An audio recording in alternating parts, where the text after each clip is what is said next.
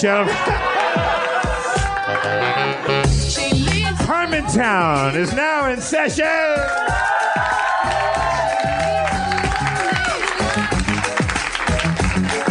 As the groovy, funky Swedish strains of Ace of Base gently wash over your cerebral cortexes, please welcome to the stage the mayor of Harmontown, Dan Harmon!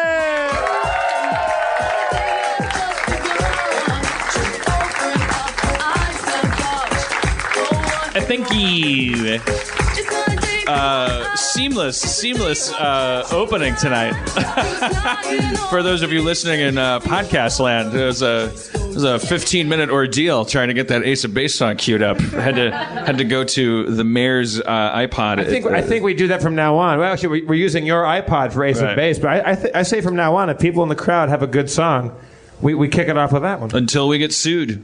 Yeah. Someone will come in with a Chevy Chase voicemail on their phone and say, open it with us. You got my phone back? Oh, shit.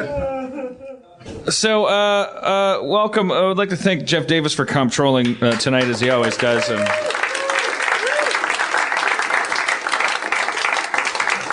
I have some notes. I want to apologize to those of you. I assume that if you're coming here and you're laying $10 on the barrelhead, then that means that you're probably a Harmontown podcast subscriber, and that means that you're probably very upset. The last couple weeks, there has been no new Harmontown podcast. We're 2 weeks behind. I was in North Carolina with Erin. Her little brother was getting married in what unfolded into a very awkward turn of events, which I may discuss momentarily.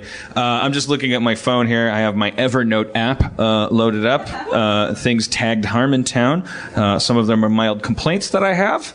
Some little observations. Perhaps a pied de terre. No, that's an expression that means an apartment. Sometimes you just throw a 3-word French phrase into things to just give a little joie de vivre to a little je ne sais quoi. Here's a complaint. We had some good luck with me complaining about things. I didn't think that complaining was charismatic, but we had a good time. We were complaining about things that I have no right to complain about. Right. Some would call that a segment of our show. My mustache is too absorbent. I have to trim it. I was out of town for like 12 days, and I had no trimmer with me, and it really soaks up quite a bit of vodka, milkshakes, whatever I happen to be going into my mouth, and it's like you don't feel it because I don't have any nerve endings in my mustache. I wish cats do. Walruses. Yeah, like I don't use my mustache to detect the width of openings I want to get through. Are you? Is the bummer for you that you're being robbed of vodka and milkshakes? Like that's where that went. That's why I'm still sober. It's all in my damn mustache. No, the bummer is I have no feeling up there, so I'll just be, if I'm drinking vodka for a while, for instance, just as a crazy hypothetical, right. I can't feel it, so it just feels normal. But then, like, if I go to like I would say kiss Erin on the head or something, it's like a sponge. Like all of a sudden, there's just like liquid everywhere, all over her head. She doesn't complain about it, and then I guess it's nice because then she smells like vodka. I don't know, but I guess there's nothing wrong with it. Maybe I'll cross that off my complaint list. Maybe that goes into bragging column. Mustache absorption. But I trimmed it down. It's fine. Okay, moving on. Any more complaints in here? Let's see here. Well, we discovered. Okay. Here's a couple things. Last time I did this segment where I complained about things I'm not allowed to complain about, I started talking about airports because I wanted to get to this one thing I never got to. They have these stupid machines on the... Oh, I talked about this yesterday at the... was anyone there yesterday at the thing, the podcast festival? Your girlfriend and our producer. Right. And there's one guy who raised his hand. Okay. Well, bummer for you. I'm just going to say everything again. Tell anyone. What's up with this Tyler Perry guy? No, I'm making that up. What is up with this Tyler Perry guy? I've never seen him in anything. I don't know. Well, he's in a movie. I don't know anything about Tyler Perry. I saw the first, I think was breakout, his Clerks. What was it called? Medea, Diary of a Mad Black Woman, I think it was. Don't know. Since then, there's been several. Medea has become the Black Ernest. She goes to camp. She goes to prison. She goes to hell. She goes to outer space. She saves Christmas. Does she really? One of those is true. I swear to God, I don't know which one, but I know one of them is true. She has either saved Christmas or gone to prison. No, I know. I think both. Didn't Medea save Christmas? She did. No. She's gone to prison. She's gone to prison for sure. But did she save Christmas? NT. You can't just ask the one black audience that. I did it as a joke. I knew he didn't know. I bet he does. I bet he does. Auntie don't know nothing about no Tyler Perry. Auntie don't truck with no Tyler. That'd be a drag. I was saying to Aaron in the car on the way over because we drove past one of his billboards. It must have been rough if you were Tyler Perry's roommate. You know, there's a lot of Post-it notes in that fridge. Get it? No. Probably labels everything. You know, with his name as the. A guy gave a thumbs down and now is flipping me off. And he's wearing like it's like a poncho polo shirt with a hood. Now he put the hood up because he's gangsta. I don't know what to make of you, sir. Well, he gave you thumbs up and then flipped you off? No, he gave me thumbs down. Thumbs down. And then I made eye contact with him, and then he just started flipping me the finger.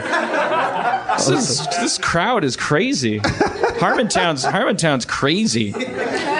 Okay, so I don't know where to begin. Tyler Perry, that landed on its ass. Wait, I didn't. Well, that was. Hang on. So we go back to that. You were saying that Tyler Perry would say, "This is Tyler Perry's mustard," or Tyler Perry's it's funny. I thought it was too. You know, it was too much of a dot connector. You know who probably loved that? Adam Goldberg probably loved that. It was an Asperger joke, or as you call it, Asperger's. Adam Goldberg just hangs out now, which is fine, I guess. He's a weirdo. He's a lovable weirdo. I'm a misfit. Harmontown is about founding a colony of misfits. Adam Goldberg should have some kind of statue of him somewhere on the moon if we get there. But he was hanging out. And he just popped by the drawing room, our watering hole, and we were hanging out with Eric Idle from Monty Python fame. I had to list his credits. Eric Idle from Monty Python. From European Vacation. Jeff is friends with this comedy icon legend, and we're hanging out with him at our local watering hole. And Adam Goldberg was there, so we ended up at my house hanging out. And Adam Goldberg was leaving the house at the same time as Eric Idle, and we were like, "Oh, everybody, good night, everybody, good night." And Adam turned to Eric Idle and said, "Hey, it was really nice to meet you. Do you have a card?"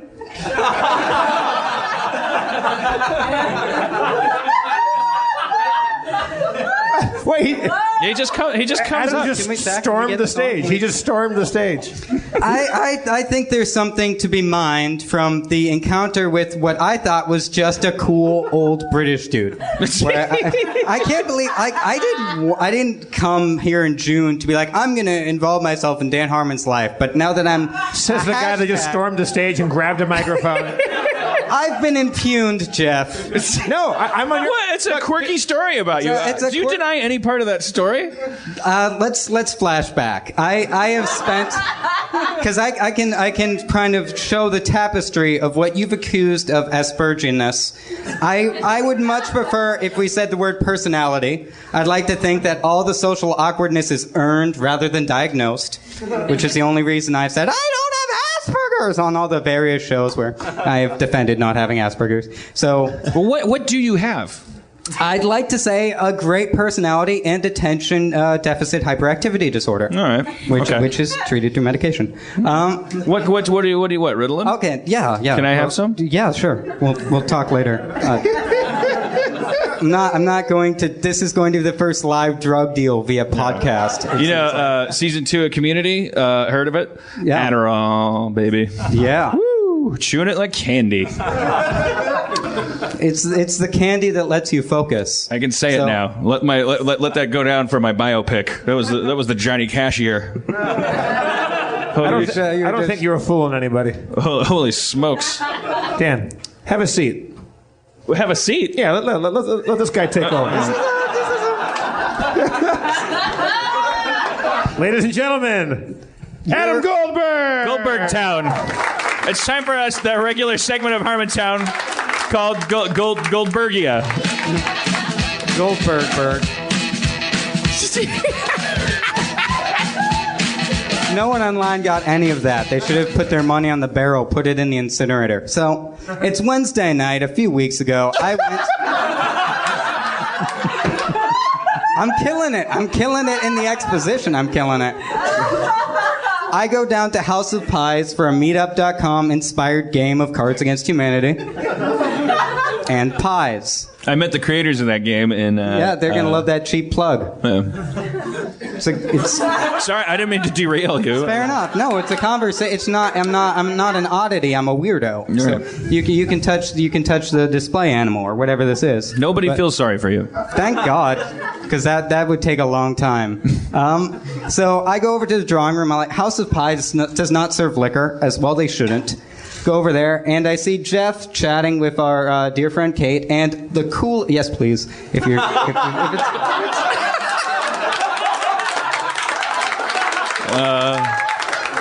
Just for the sake of... Jeff went to get a drink for himself. And Adam, who doesn't have Asperger's at all, somehow interpreted Jeff getting a drink as an offer. Sure thing, Mr. Goldberg. Offer to get him a drink. Oh, you've Tyler Perryized it now. Oh my God.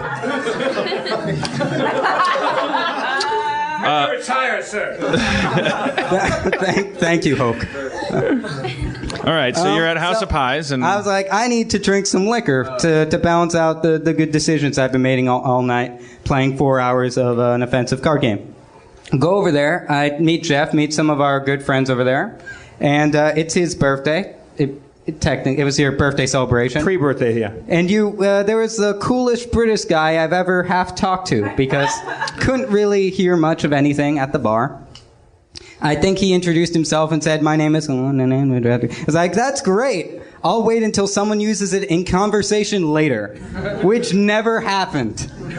So after impressing... This is the thing. This is the angle you're playing where you I didn't know shit. And I was you didn't know it was Eric Idle the whole night. That looks bad on me. I'll admit that was a mistake. I don't think it's true. I just thought you were there. Did it seem like I knew what was... It never seems like you know what's going on. On. You seem so irrationally impolite, like you couldn't pick up on social cues, and you were right. So, you must not have known who I was, or like you were just being yourself in meeting Eric Idle. Yeah, at one point you pulled out your phone and started reading at the top of your lungs an anti-war poem off of your phone. One, it was a loud slam poetry voice. Two, I am normally loud anyway, so that's hard to distinguish. And I remember Eric Idle really liked that poem. I know. I remember looking over at Eric Idle. He had his head bowed and he was just nodding, listening to it, like he was in a beat, like a poetry slam. I think that one of the Rudels also liked that poem. So I would like to think that my 10-year-old self could randomly look through a portal and see me sitting in a living room with a guy on a velvet couch looking at a hologram phone, going, "But my war is not your war, brother!" Screaming at the top of his lungs with Eric Idle nodding his head in the corner. Wait, that's the only glimpse you get of your 39-year-old life, Dan Harmon. You know who the Ruddles are, but you don't know Eric Idle. I would recognize him much more. I mean, it was a mistake on my part, but to think all older Englishmen look like Eric Idle is equally biased. I think that that when I started laughing at you because you asked him for his card, I said he doesn't have a card. He's Eric Idle. That's when I knew him it was alone. Eric Idle. If you had not said that, and then you went, I not by virtue of a natural ability to pick up on it through empathy, but now because it's been pronounced, I've misstepped. And then you texted Aaron and said, sorry about that. I didn't know he was Eric Idle all night. I'm going to go ahead and call. My theory is that that's a little damage control Goldbergian horse shittery. And everyone's going, oh, Adam Goldberg's anything if not honest. Like he's an honest person. You got Aaron's phone number so you could send her that text. The way you got her phone number was by saying, "Hey, Aaron, I was there when you did this." You said, "Hey, Aaron, I lost my phone. My phone broke. I didn't go. What was your number again?" And she gave it to you, and then we walked away. And she's like, "He never had my number." You're both true. You're a diabolical. And I lost my phone. You're diabolical. Hey, I think it's just been a long con. This whole personality thing that you've been faking, just to slowly take over Harmontown. He's not an unintelligent man, obviously. We know that. Who's to say he's not evil? Like, he could be. We don't know. Jury's out on Adam Goldberg. I have no rejoinder to defend myself from the accusation of being scheming and evil, but I'd like to defend and say that your accusation of me being competent is far afield. What's you certainly were competent in making me make you a drink. I couldn't. I thought you were. I can't. You're much taller than me. I don't know if you can tell in podcast land. Jeff has about 3 or 4 vertical feet on me. And horizontal, if you know what I'm talking about. You have a 3-foot dick. 3 foot 4 inches. You just look like a T-square. Adam, as long as you're up here, the last time you were up on stage, where I was in a blackout drunk, I heard the recording of it, and I have some questions, including what's wrong with your spine? You kept mentioning. Yeah, that's just That's a mixture of long-term muscular dystrophy, which I'm going to fall victim to in 30 years, and a little bit of scoliosis. What do you? I didn't know you could make. You're not allowed to pity me. Don't. That's the rule. That's one of the wrong rules. We fucking are. Well, so how does muscular dystrophy work? A muscular dystrophy is a process where eventually you lose nerve tissue, you lose muscle tissue in a way that it doesn't regenerate. So eventually you lose a lot of lower body function. In severe cases, you just can't use your muscles. It's like... So you know that you have it, but... I know that it's hereditary, and my dad has it pretty bad. So it's not so you don't... It's in the cards. Is it a thing that you it comes on like diabetes, like you don't have it now, but you're just saying you're highly at risk for it? I'm at risk for it. And that in like the just, being in front of a monitor for the past 14 years. And then there's just scoliosis thrown into boot, like a little garnish. I got those, the real, the 2/7 off suit. Just to make sure your spine doesn't make it through the gauntlet. It looks like a question mark. And the question is, how did Adam miss that social cue? Yeah, there could be a little show about you called "What's Up with Adam," and you could be the question mark at the end of the title sequence. Is that this segment? Is that what this you're is? leaning up against the M and Adam and kind of like, I don't know. Yeah. You tell me. Adam's spine is so crooked it makes Jeff look straight. I don't. Wow. That's for getting 50 retweets for a picture of me doing this and saying it's the face of Asperger's. Leading my brother to call me furiously, is that guy Jeff bullying you? I can take him. I did not say it was the face of Asperger's. I said it was a Harmontown Asperger's fight or something like that. No, it's not like I haven't reread it. Asperger's! With anger and evil! I'm evil! That was the twist. That was I'm sorry if I bullied you. So I was like, oh, this guy who's cool Otto, he's Eric Idle, and I tried to play it off, cool, but as we walked down to the cab where he was taking a cab, good sentence construction there, I said, oh, I meant, did you have a birthday card for Jeff, whose birthday is coming up? And he's like, why do you say birthday like Will Smith? You spell it with an F instead of a TH. Like welcome to Earth. Yeah, welcome to birth. Welcome to birth. You don't have a speech impediment. You just say birthday wrong. I used to. I worked that one out. I used to not be able to tell the difference between specific and pacific. It was terrible. What did you say? Let me think of a word with TH in it. And I will mispronounce it. I can't even think. Just don't get me started on like theory and the whack. Now that I'm highly aware of it, I'm sorry, I interrupted you. No, it's fun. We're having a good time. I feel like, has anybody ever seen the movie The Music Man? Where the kid, I feel like this is a weird deleted scene from music. Where you just hang out with the kid.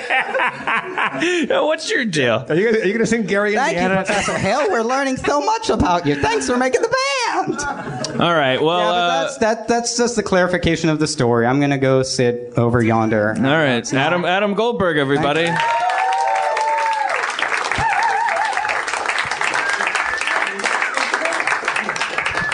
An unremarkable name for a very remarkable young lad with a beset upon spine, according to him.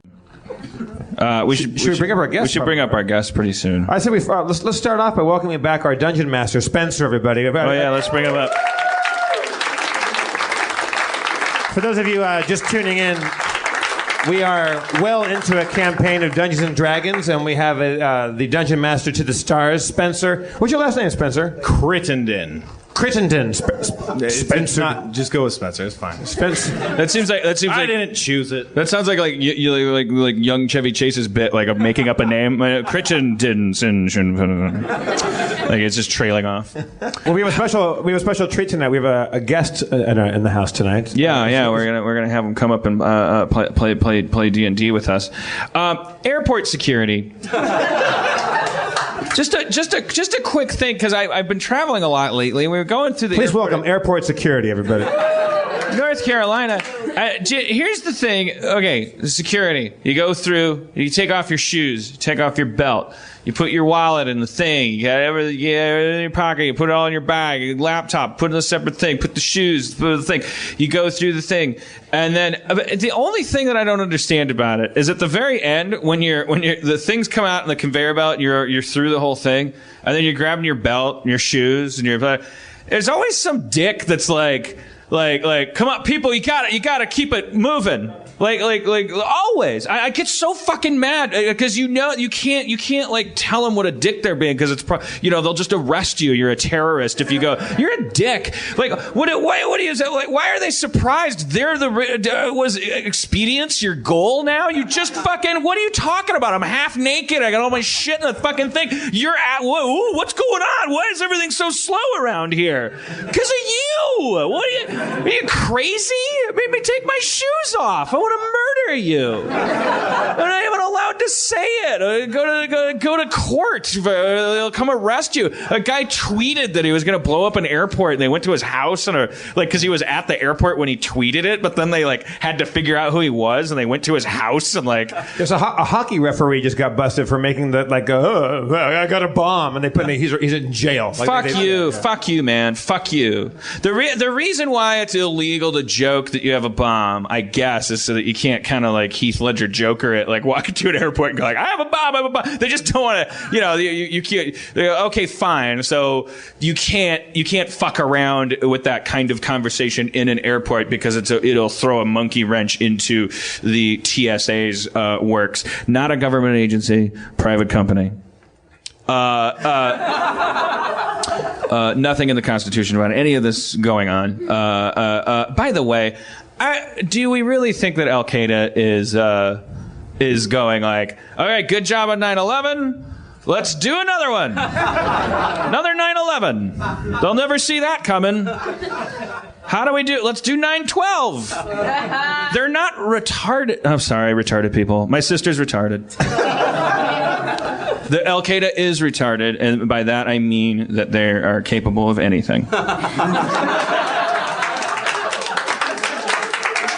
Nice save. But Nice I also don't want to go to Guantanamo Bay for saying that. Yeah. It gets really confusing. Political correctness merged with the new Patriot Act. You're in Guantanamo Bay. Why are you here? I said Al Qaeda was retarded. but that's no. You don't understand. Retarded people are special. They're courageous. They can do anything. You're not allowed to say that about a terrorist. They're cowards. They are jealous of our way of life. They accidentally knocked down the 2 biggest buildings in the world with a box cutter. They're completely ineffective. They should be totally ignored.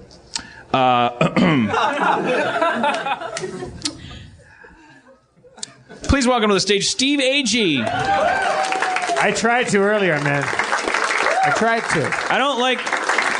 I am a control freak. I like to bring the guests up. All right. No, it's okay. So Dan, you hate flying, You right? kind of Goldberged me a little bit. Steve Agee. It's our friend Steve Agee. Hello. Steve Agee, do you have any thoughts about the airport? Oh my God! Why do they call it flying? More like waiting to fly. Am I right?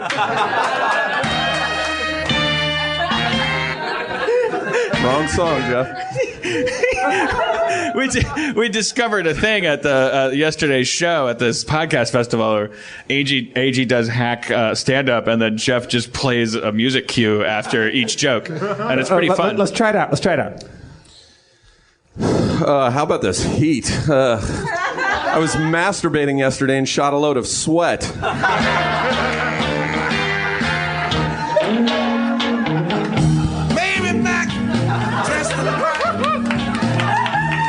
It's like laughing. The pictures coming out of little doors in a you don't know until the end that it spells out groovy. Dan, do a joke now about airport security. Oh Jesus, these guys, they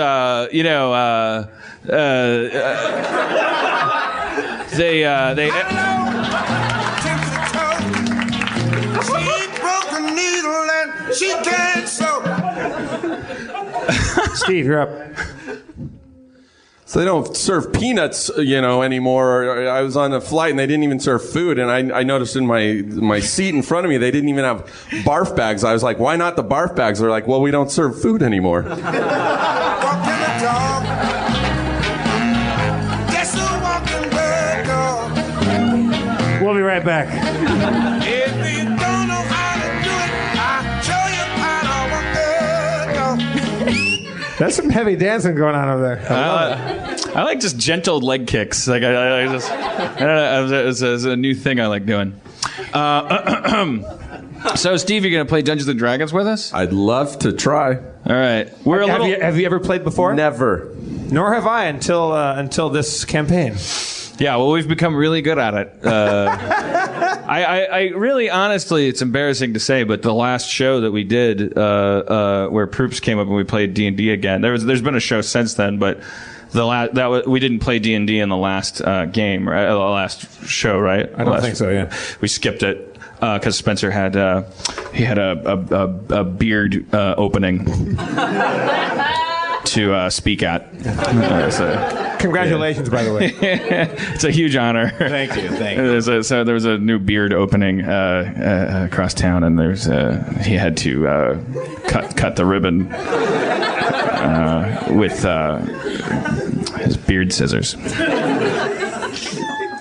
It's something that he thought he'd be on time because they usually go very fast because, as you know, the beard scissors are very sharp because they're not used for anything but cutting ribbons. Right. They don't cut their beards with them. No, otherwise you wouldn't have a beard. Is that me?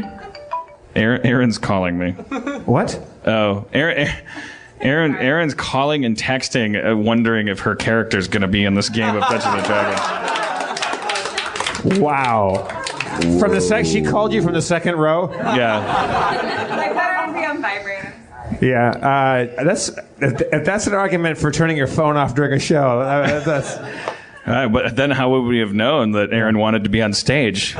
Yeah. What are we supposed to just guess that? Yeah, you could knock me over with a feather right now. Our heroes had been camping in the Connie Forest. As they awoke, they realized their unicorn compatriot had vanished. Heading deeper into the forest, tensions ran high without the soothing relief of Tylenol with codeine. In a fit of confusion and self-doubt, Sharpie left his friends and got all reflective and deep while looking into a lake.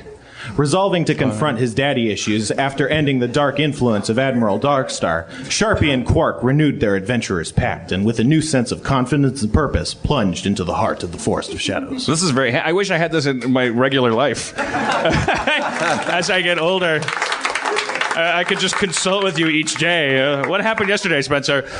Dan Harmon went to the bank because he needed to get a cashier's receipt for a sex toy. What, a cashier's receipt? What? What are you talking about, Spencer? I don't know. I just followed I blazed a doobie in the parking lot. With a beard doobie. I don't know what. Shut up, beard. Dan. Just shut up, Dan Harmon. Shut up. All right, now talk. Sorry. Really Goldberging it up here, man. All right, so that's your characters. Yeah. What are the, let's get our characters in hand. Dennis from Rockford, Illinois. How's it going? All right. Are you enjoying the show? Love it. Thank you. Yeah. You said your girlfriend didn't want to come with you, right? No, she's out of work. Oh, she didn't come with you to L.A. Right. This is Jeff. Hey, Dan, you're doing great up there, man. Thanks, buddy. Turn your fucking phone off. Hello? I put it on speaker. I thought it would get weird, like an infinity mirror. Let's try it. This is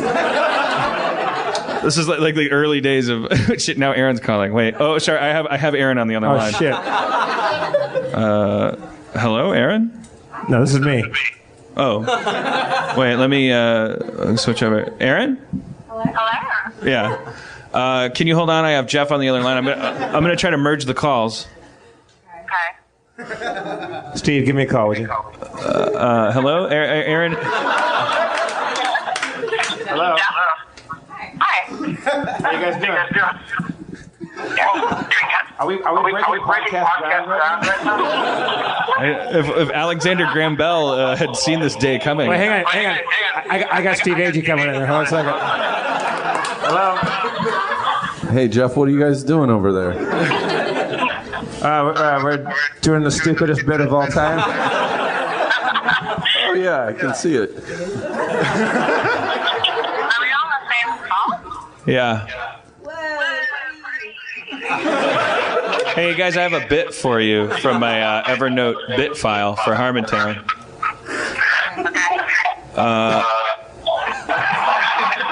Hold on a second. Did you guys know that in high school, famous Austrian physicist Erwin Schrödinger,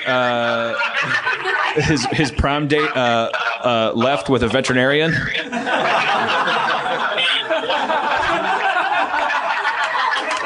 Adam, you like that? I'm just going to come on stage because my character's not dead. No, it's cool. Okay. All right, come on up. All right, Aaron McGathing. Wow. In Adam Goldbergian fashion, just storm the stage whenever you want, everybody. Just come on up. Yeah, you know, we should just turn this the show around, and we'll be the audience. I am usually the one that is the most entertained at these shows. I should be called the audience. Did that work? That was bullshit, right? The phone thing. We tried it. It was worth a try. Yeah. Did it work? What do you mean? I don't know. I mean, did that pay off? Was that good? I mean, I don't know. I mean, it was a concept. It was certainly worth trying. We don't want to not go to the moon and not have tried that. Yeah. We need to know how things work when we get up there. Yeah. Are you on one call? Can someone call you? Yeah, we might have had a tiger by the tail right there. We don't know. Talk about it more. I didn't invite you up here, cocksucker. Did you call her a cocksucker? I did. I don't know. I was gonna say thank you, and then I grossed myself out. One step ahead of you.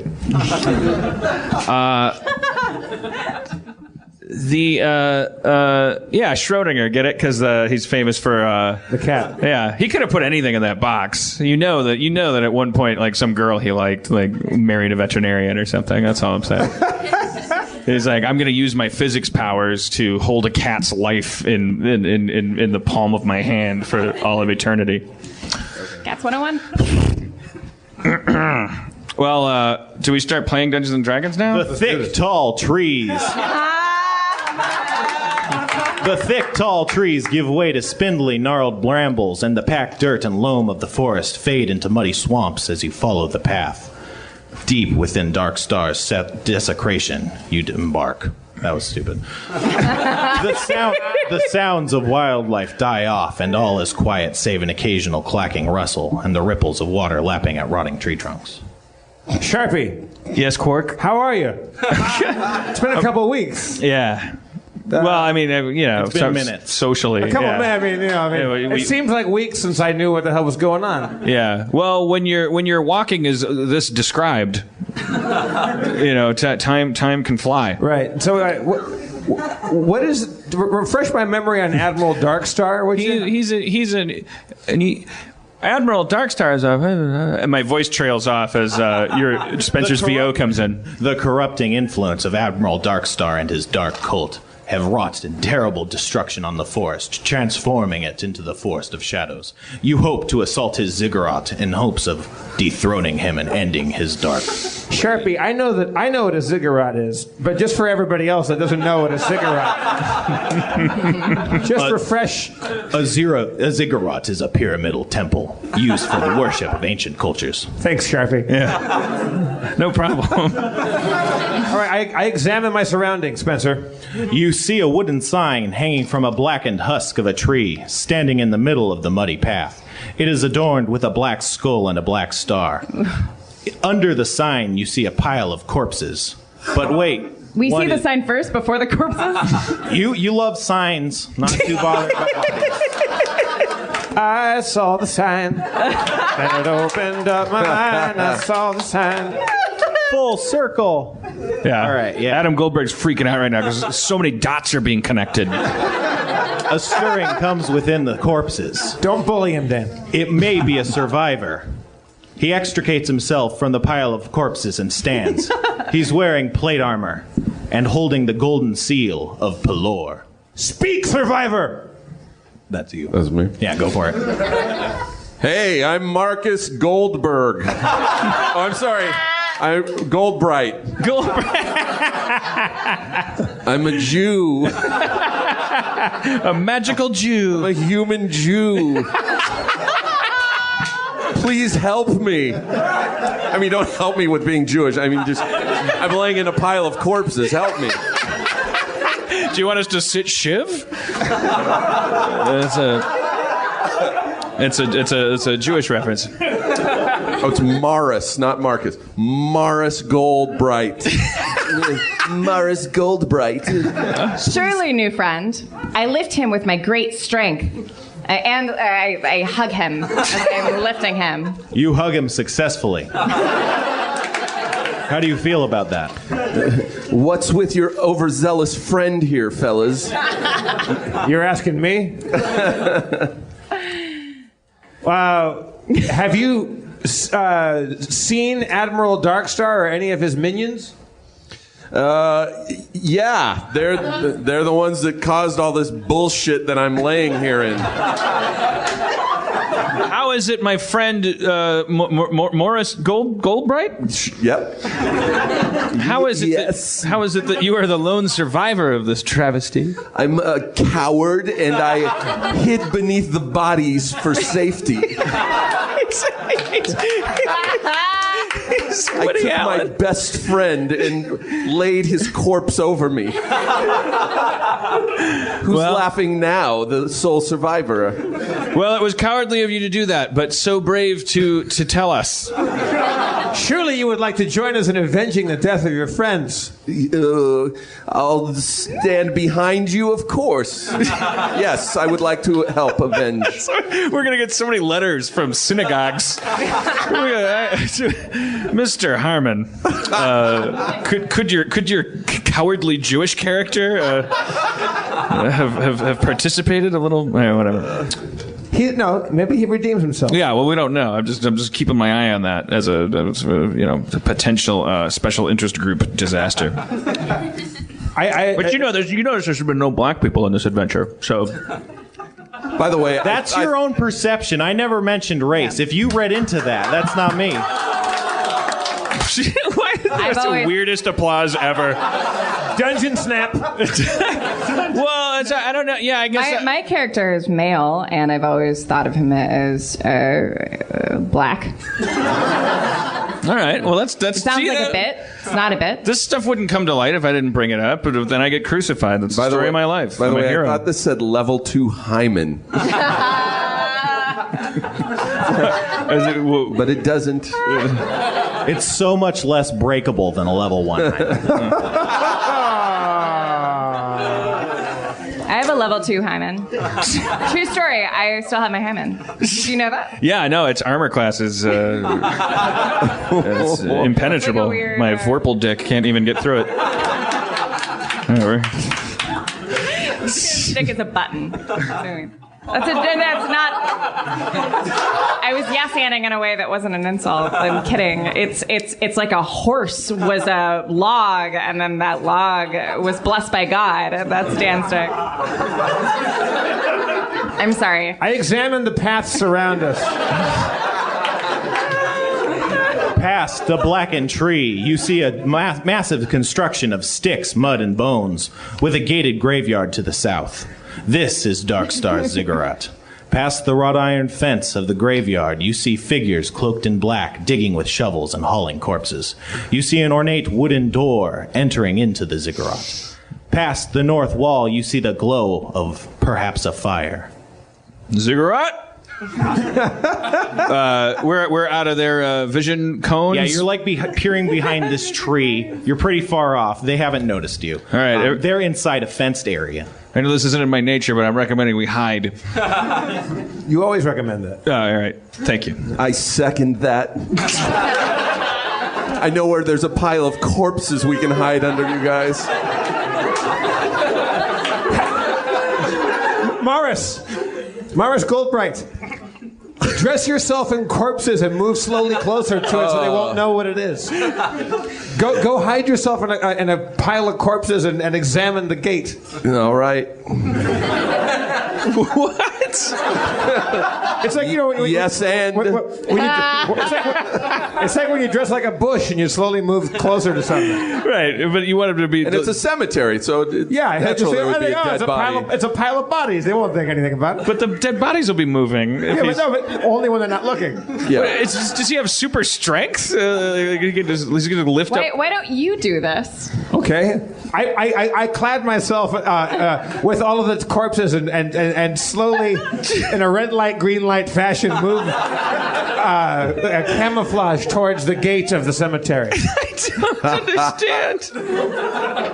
I want to get a closer look. You hide yourself into the pile of bodies and manage to shift it ever slowly towards the gates of the cemetery. Sweet.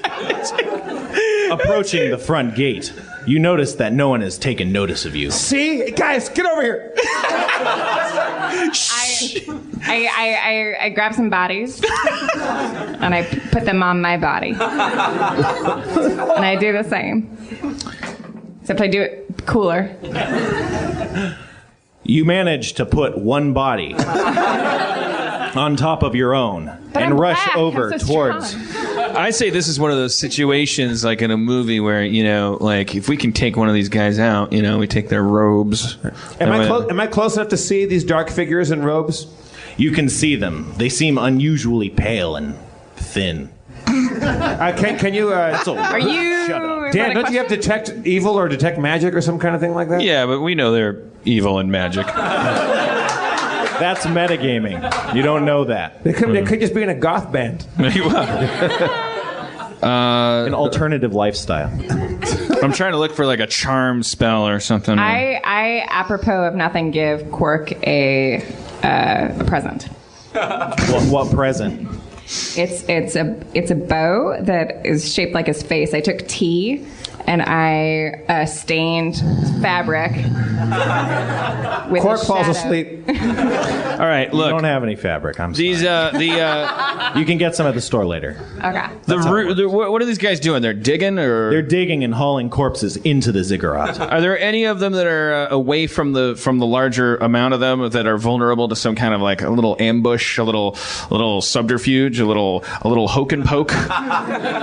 You see one about 5 foot off of a hole in the fence. You might be able to dash over there and take him out before anyone notices. I'm gonna try to cast sleep. Is the sleep spell? Is that a ranged thing? Can I cast sleep on somebody? Yeah, you can get up close to him and cast him. I'm gonna try to put this guy to sleep. Nice. Nice. Thanks, guys. All right. He does not successfully save, making him fall asleep. He falls asleep. That was a real roller coaster ride. Because I'm so You great do at not speech. have no AIDS. I examine his body. Is there anything left or his clothing in his body? I examine that. You see a rotting belt. It doesn't seem very stylish. Quark throws up till he dies. You wish. Oh, I'm just kidding. All right. Well, I got the robe on. I'm in disguise. Go infiltrate, Sharpie. I'm gonna infiltrate. I watch the behavior of my cohorts. Cohorts in quotes. You notice a marked difference between two types of cohorts. One moves stiffly, slowly, unnoticing of others. The other seem pretty normal, hauling corpses into the ziggurat and looking about like regular people. We got some Walking Dead shit going on here. Yeah? I say to myself. Not knowing what Walking Dead I shit is. emulate the movements of the stiff ones. You successfully emulate the movements. You walk among the walkers. I'm gonna get. Looking good, Sharpie. Sharpie. Sorry, I mean. Sharpie. Get up to that ziggurat. And word. You approach the door of the ziggurat. It is open. All right. I opened the door to the ziggurat. It's already open. You peer inside the ziggurat and see a large stone entry hall. Several coat racks stand in the hall. I know that's a trick. I'm supposed to hang up the robe, but that's my disguise. Holding several black cloaks. Ooh. I'm going to grab a couple of them. Yeah, bring them to us. Yeah, grab 3. Let's say 3. There is a cultist in the room watching. Do you try to do this sneakily, or do you just like do it while looking directly at him? He's really eyeballing me. He hasn't taken much notice of you, but perhaps if you took a few cloaks, he might. You think to yourself. Sharpie, bring Morris Goldbright in and tell him that he's here to pick up the dry cleaning. Tell me. I'm going to try to cast Charm Person on him. Okay. You cast Charm Person. He regards you with high interest as if you were a trusted friend or ally. How are you doing? How can I help you?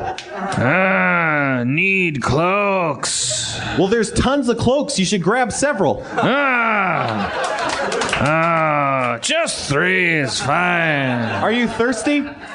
Huh? Would you like a drink? Yeah, I guess. He procures 3 cloaks and a drink and puts them in a bag for you. Thank you. How's Tracy? He's like, I'm so glad you remembered. This is why we're close friends.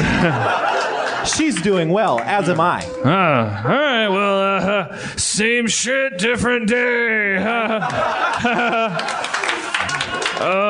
You know that Admiral Darkstar always creating undead and taking power naps. Catch you on the flip-flop. Have a good time. I stiffly exit the ziggurat and go back to my real compatriots, not in quotes. You managed to do this while escaping notice. Who's impressed now? That was pretty good. Yeah. Good. That's good. Thank you. Nice to see you be brave. Well, you know. Exciting. What took you so long?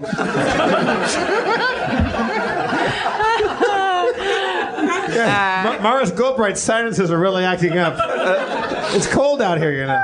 Morris, can you stop eating my bagels? I'm an indoor person. I teach these guys how to walk stiffly in a hilarious Shaun of the Dead montage.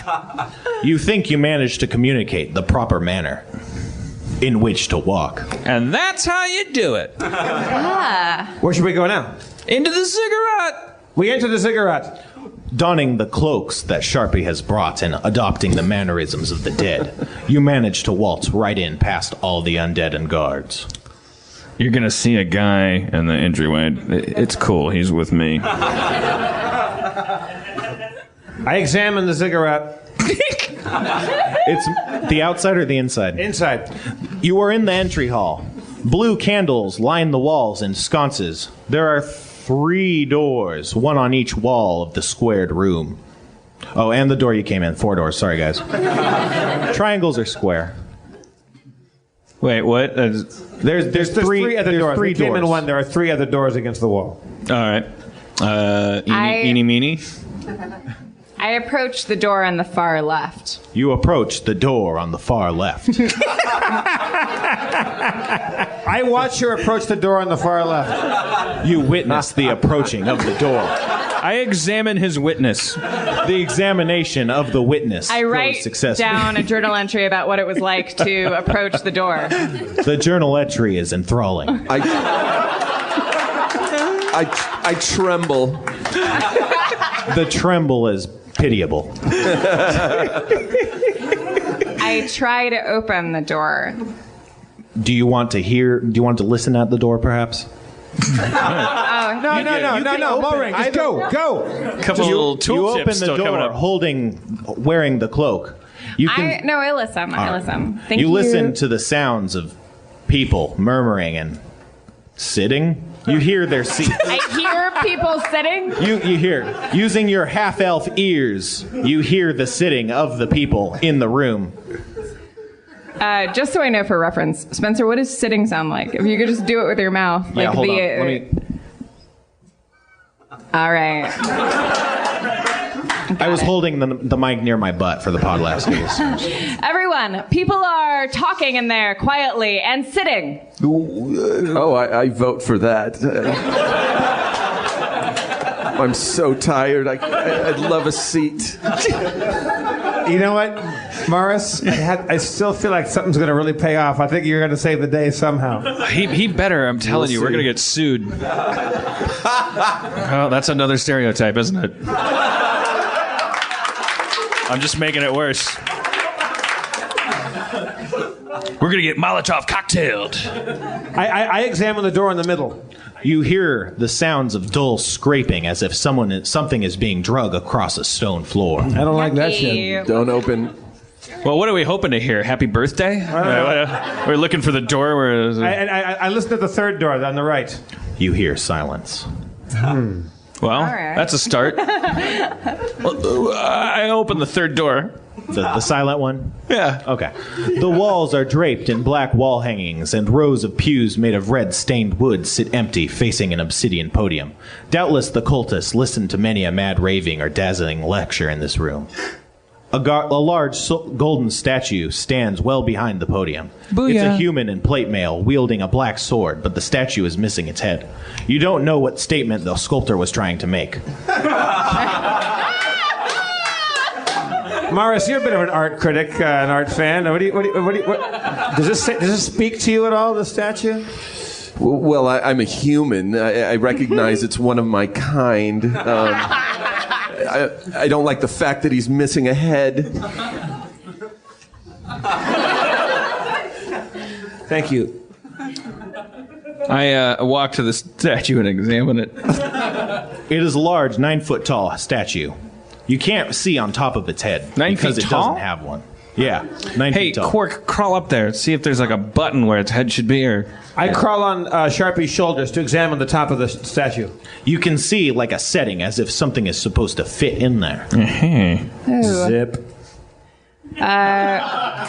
Like a dick, right? Gentlemen, There's a door on the other side of the room. I examine the door. It is made of wood. You do not approve of its design.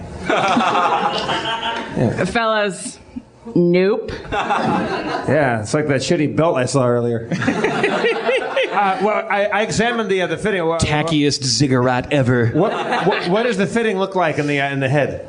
It looks circular with a square peg. Circular with a square peg. Wait, is it a button or it has a square peg in it?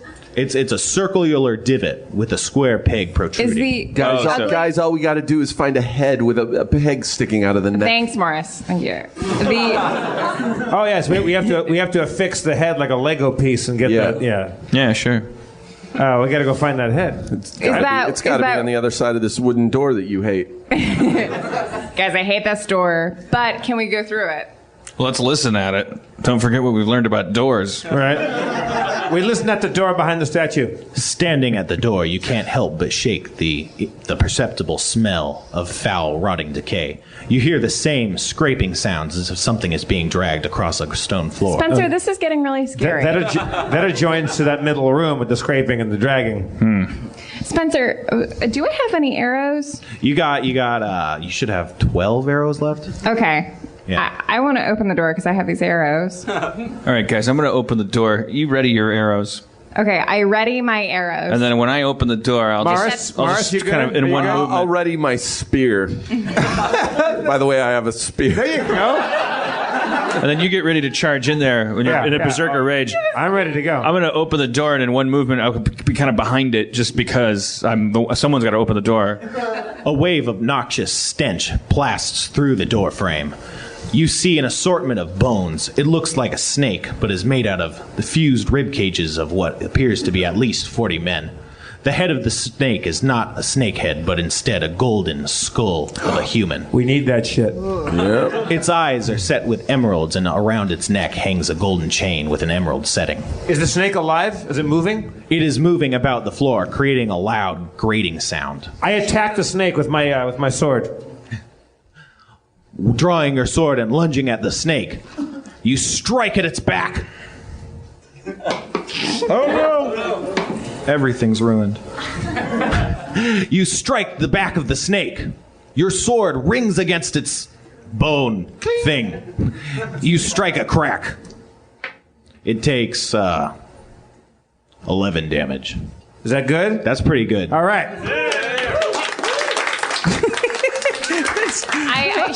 I shoot an arrow at the... It's like a golf tournament. Jeff Davis has swung at the human centipede monster. 11 points. What did he take there? Like a 7 sword? Or what was that, an 8? Wait, what's that? What sword do you think he used on that one? Ew. I get out from behind the door so I can get into this melee with some of my trademark spells like Ray of Frost, Magic Missile, and the like. You head into the door as Mulrain is knocking an arrow. She looses it. It flies past your head, directly at the snake. Sorry. You hit the snake critically. It is a critical hit. but a ratings disaster.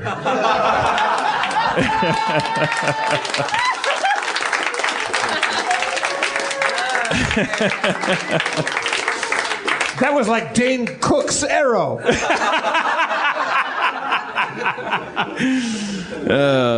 Your arrow lodges in the neck of the snake. It hits for 14 damage.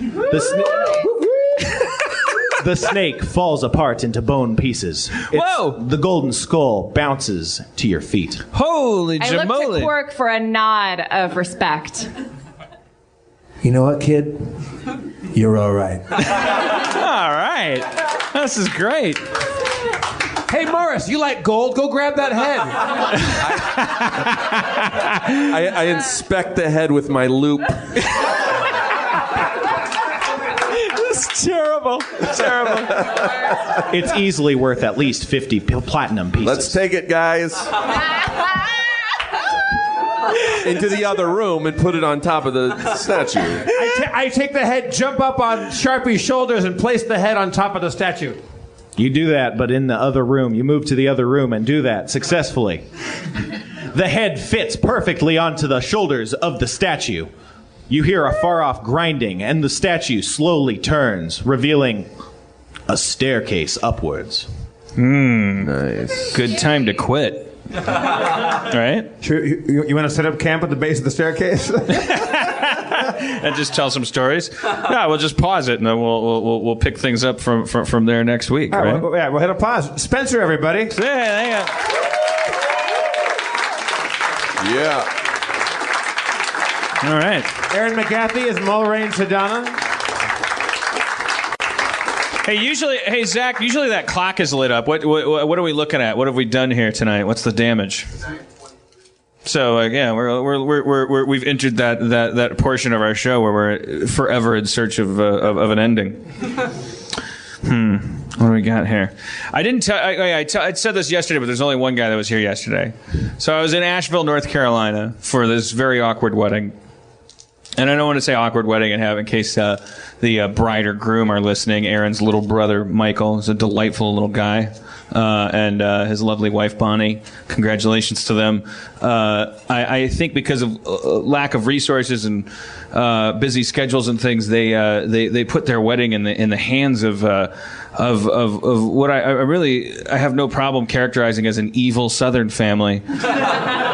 It's just family that's like friends of the bride, but they're like not related biologically to anybody. But there were more of them at the wedding than anybody else, and it was like Dallas, like they owned everything and they hated everyone, and they were just there to like watch the wedding disappoint them. It was a really, really weird experience. They also like hosted the wedding rehearsal dinner at their house, but they all ate inside, and it was very cold out, and they built a fire for us like cavemen, and we were just welcome. They just said, "You're welcome to be out there," and just the cooler's full of beer, and like we were just these weird Visigoths like camping outside their house, and they invited us in for one game. They had researched, they probably Googled weddings or something, and they invited us in for into the indoors for a wedding game where the bride and groom had to sit back to back and remove one shoe each, and so they're each holding a shoe and sitting back to back, and then all the guests had written questions on an index card, like who's gonna clean the toilets, and then they each hold up one of the shoes, either theirs or the spouse's. Dumb. Just dumb. You know, these wedding games are dumb. There's some fucked up wedding games. Have you ever gone to a reception? I went to a wedding in Milwaukee where they played this wedding game where the groom was blindfolded and the bridesmaids were all lined up with the bride sitting in chairs, and he had to try to guess which woman was his by feeling their legs. That's a recipe for success. It felt very Japanese. Are we in Tokyo? Was he able are we going to start drinking pee in a minute? Imagine a wedding. I kept thinking when I was at the wedding reception, because it was very there was no music, and it was just kind of fluorescent lit, and it was very fast and furious, and there was a guy that introduced the bride and groom at the reception. He went like, "All right, here they are, the bride and groom." It was like we were all hostages. It was so weird. I kept expecting. I was thinking like this would be a great cold open of a pilot. If you were like you're at a wedding reception and there's something just off about it and you don't know what it is, and then someone would run in and go, The perimeter's breached. There's walkers on the tripwires, and everyone would run over to a table full of guns and like suit up. It's like turns out it's 2038, and we're in a free fire zone, and we were witnessing a brief futile attempt to emulate a golden age society. Everyone's actually just space marines. Do you want to get married? Yeah. What would your ideal wedding be like? Can you envision that? It'll have probably a Raiders of the Lost Ark theme, I think. That'd be awesome. Where the audience, the guests will be invited to help me find a new way of life together. That has been that the Nazis are also trying to get to, and if they play their cards right, by the end of it, it's like, thank you, my wife and I, thank you so much for helping. Thank God the Nazis didn't get married instead. Which character would be the minister or the officiant? Belloc. Belloc? Really? Wow. Yeah, because he's not so different, you and I. That's how he would start it. He'd go, we're not so different, you and I, Dan Harmon. We're not men of God, but we believe in value, artifacts. And I would go, I don't know about that. Like, I would have an arc to my wedding. Like, I would want to be a protagonist. I would learn how to get married. I would start by going like, this is bullshit, all I need is my blaster on my side. I don't believe in no force. So you're just going to be all Harrison Ford movies? Yeah. And then the third act, I just kick someone off my plane. I believe in the force now. Belloc. Yeah, it would be a Harrison Ford wedding. Would you get a bullet in the brain and forget how to love? Yeah. That would be the second act. Ritz. A one-armed man would come in and kill your wife as soon as you were married. I didn't kill my wife. In all seriousness, I would like to have like something to the ceremony where so they say speak now or forever. Yeah, they do that business, like it's become a joke now. But it would be nice to have somebody come in that was like just like dressed like as a purple monster or something, and go like, I don't want this wedding to happen. I'm lack of love. Lack of love. Get out of here. I'm gonna marry this woman. Not if I have anything to do with it. And then you wrestle in the aisle, and it would be cool. So what you're saying is you're never going to get married? I just need to find a woman who's willing to have her brother dress like a purple monster. Agee, do you envision yourself being married at any point? Yeah. Yeah? Are you a romantic fellow? Nope. You don't think of yourself as romantic? I just want it for the tax benefits. I mean, we don't picture ourselves dying either, but we know what's going to happen. It just happens. Wow. Everybody gets married. No, they don't. Yeah, eventually. Babies don't get married. Sometimes they die. Sometimes a baby dies without ever knowing what love is. Oh, I'm lying? Yeah. It's truth. Cemeteries are full of unmarried dead babies. It's true. I'm sorry. I once again, I don't approve of this. It's fucking horrible. Yeah, they should have thought about that. I brought this up for some reason. I can't remember what it was. We went on a ghost tour. What the fuck? Why did I bring this up? Why did I bring this up? We were in North Carolina. We were there for the wedding.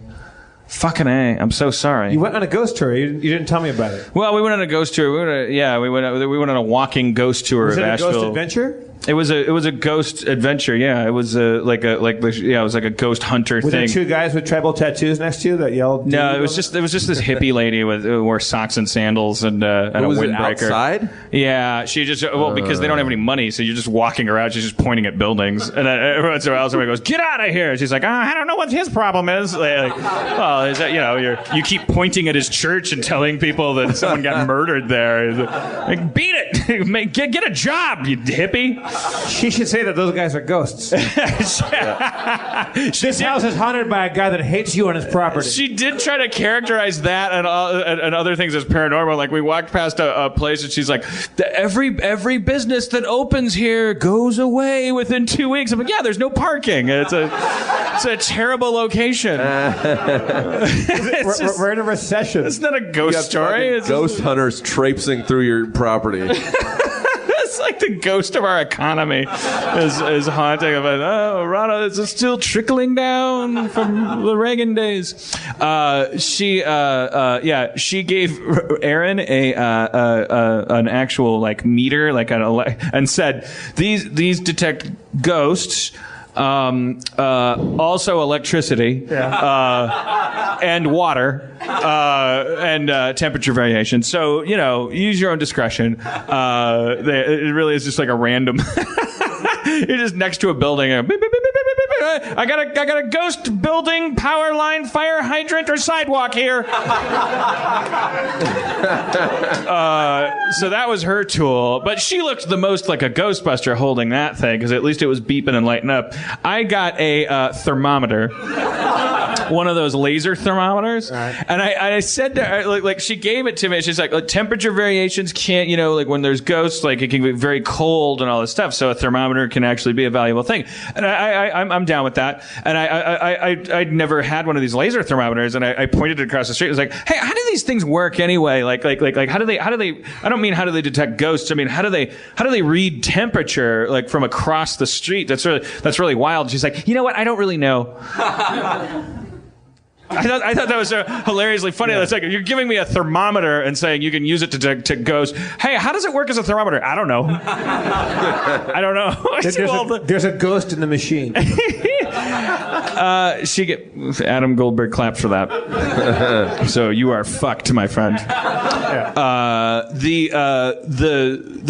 the other girl. What did the girl that was the only person that was actually into the whole thing? What did she get? What was her tool? We both had. Oh, she had another ghost meter. Yeah. The girls got ghost meters. We used that bathroom. It was two couples. And it's me.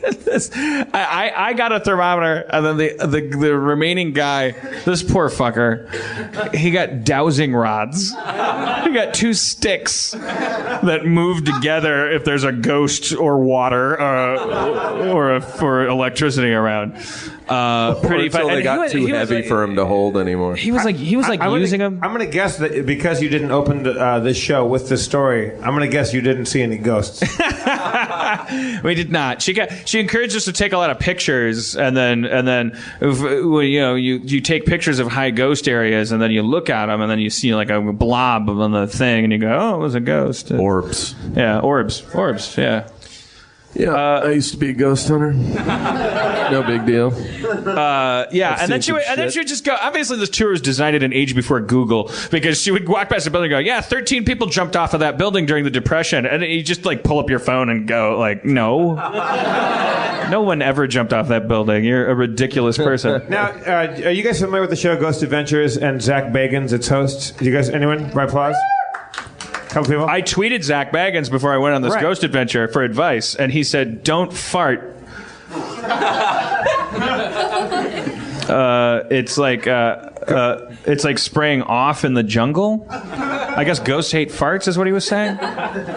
Is that why he doesn't see any ghosts on his show? He's constantly going to Arby's before a ghost adventure. That show's so fucking ridiculous. I love it. We gotta get back on the ghost adventures. Can we get Baggins on the show? Can he come? Of course, no, he'd never do that. Right. He's a ghost hunter. Of course, we can get him on the show. Dan, tell him there's a ghost at Nerd Milk. Tell him. Comedy dies here every night. They say you can still hear Dana Gould's set howling on the old number 9.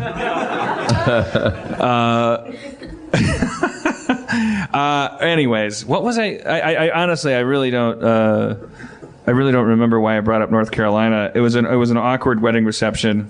The Jackson family, if you're listening, you can go fuck yourselves. Just bad people. Just like don't ever. The next person that has a wedding rehearsal dinner, they're gonna be so confused by how many questions I have before I show up. I'm gonna be like, "Are you sure it's okay if I come?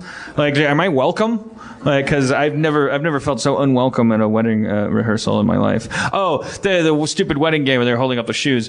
Everyone has to write down a thing on an index card, ask a question. I wrote 3 drafts of my question. I thought very hard about it. You know, it's like the questions are supposed to be like, who's going to be the first to fart in bed? Who's going to clean the toilets? Who's going to file the taxes? And I wrote, it is the year 2038.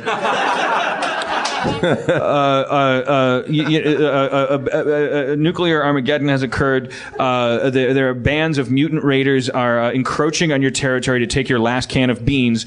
Which of the 2 of you is most likely to be the first to use lethal force to protect your resources? And they didn't. They just like I think they saw the question and they just what's this, a novel? And it's like, they didn't ask it. I didn't want them to. Fuck them. They would have butchered it.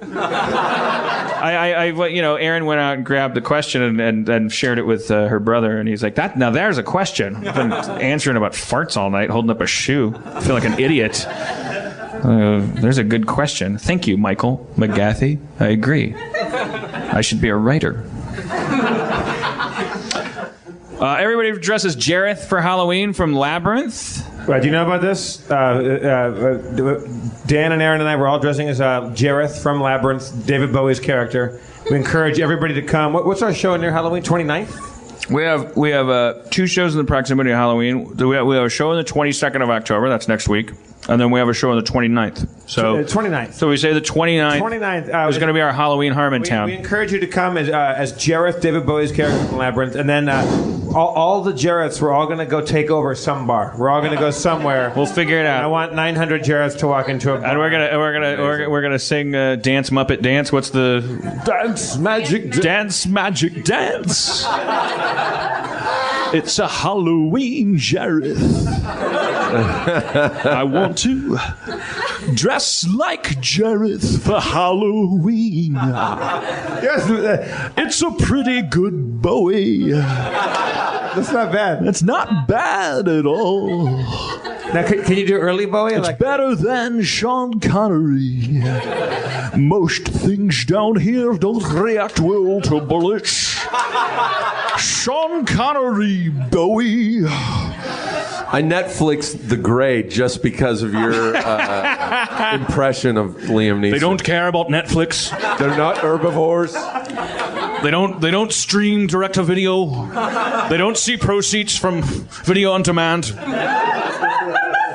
It's only available for a limited window that the Writers Guild agreed to. They don't get residuals. They just want to eat you.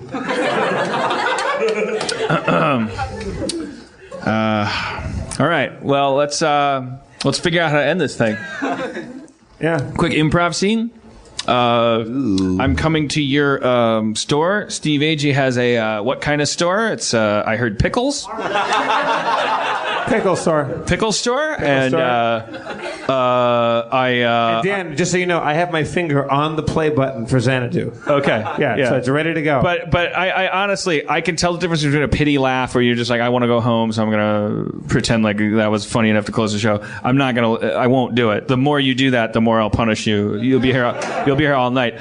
We will close the show on a genuine, sincere, joyous eruption and nothing more. Nothing less, sorry. All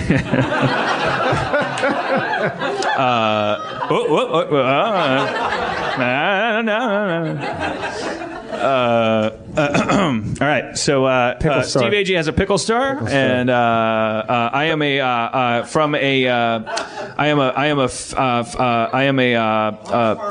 Amish farmer. I heard he farms Amish people. All right. Is this Pickles? Welcome to Pickles. I noticed you spelled it PIKKYLZ exclamation point exclamation point. Yeah, my father started the business and he was a half-wit. Oh, so it's not just it's not charming. It's he's just dumb. It's just stupid. Well, I guess I'll take 2 standard dills, a sweet basket, and could I get a jar of relish? Just then, the owner of Pickles, the old man who created the store, Adam Goldberg, enters the pickle store. Why? We got a customer. Oh, fuck. Hey, Dad. Hey, relish man, here for your relish. Dad, he wants a relish basket. Oh, just one. Upsell him. Upsell him. We only get like 5 customers a week. I can hear you. I know what. Can he hear me?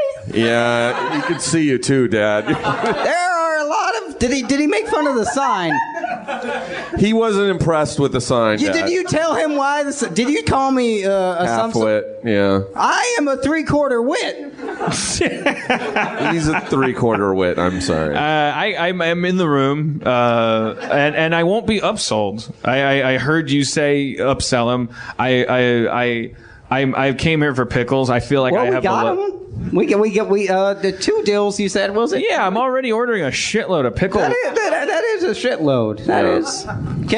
Have you joined the membership club? We send out. I don't want to get any junk mail. No, it's mostly recipes, and it's mostly the same recipes, like how to turn a cucumber into pickles. Things take a decidedly romantic turn somehow. There's membership has its benefits.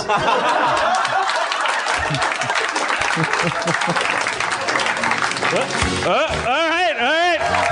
Adam Goldberg closes his 2nd episode of Harmontown. Ladies and gentlemen, Adam Goldberg. Spencer Crittenden. Steve Agee, everybody. Spencer Crittenden. Also, I want to thank Katie Levine, our audio recording, Zach McKeever, tech, Emily Gordon, producer, Danielle Kramer, program director, Dustin Marshall, podcast producer, Mo Fasselbab, on-site director, Jeff Davis, our artist, and Sharuz Shakat, our website designer. One more time for Steve Agee, everybody. I've been Jeff Davis. Dan Harmon, your mayor, everyone. God bless you. Thank you very much for coming. We'll see you next week.